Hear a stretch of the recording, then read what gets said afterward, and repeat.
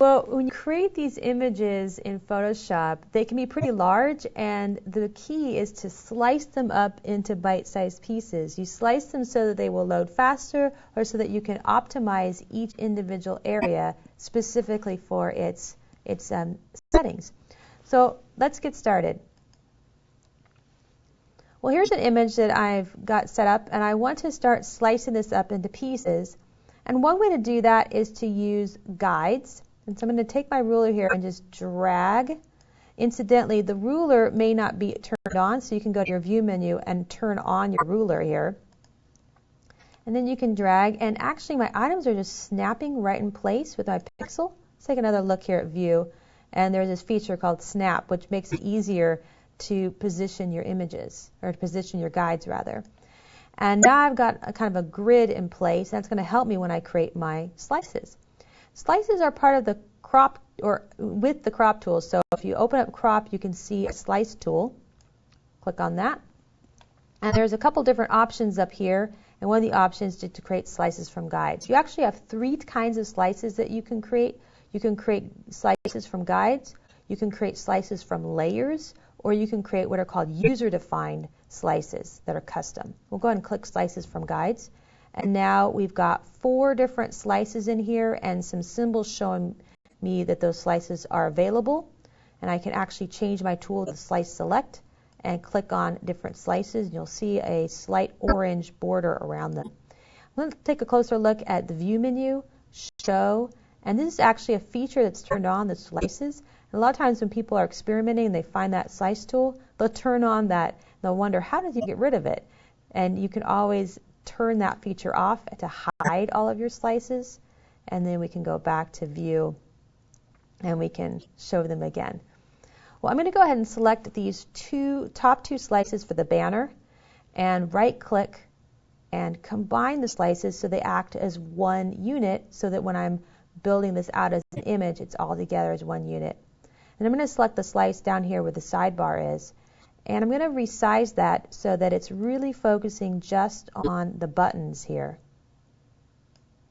And so I have a slice for the buttons. But actually what I want to do really is divide it up into 4 spots. So when you right click, you can actually divide a slice. And you would determine if it's going to be horizontal. And here's my preview, that's what I want. And how many slices that you want evenly spaced. Really like that. Or a lot of times you'll know exactly how big you want those buttons to be. I'll go ahead and choose 4.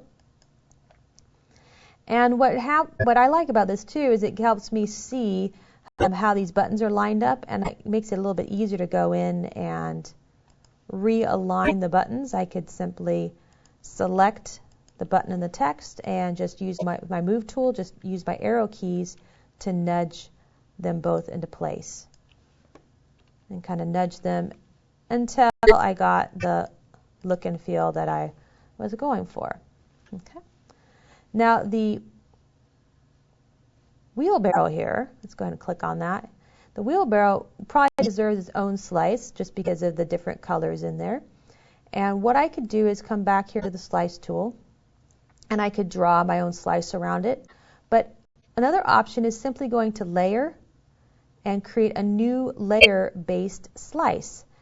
And this slice will automatically be set for me based on where this object is. And so if I happen to move this tool, the slice moves with it instead of being locked into a particular location.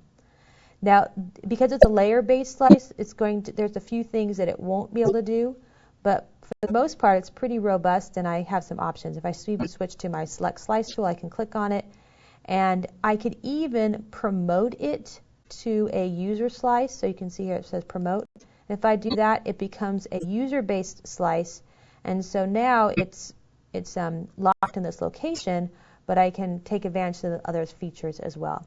And a user-based slice, incidentally, is just another way of saying, oops, let me go ahead and change my tool here. It's just another way of saying creating a slice by dragging and dropping to whatever you wanted. So for example, if I wanted to create a slice in this area just for the text, just for these links options, I could do that with a user-based slice. And it looks like I deleted one of the slices that I created already one of those slice guides. So I'm just going to go ahead and put that back in there, and that's easy to fix. And so you get your slices in place, and you position them, and now you're ready to export them or use them for the next feature. So that's how you create slices and manipulate slices in Photoshop.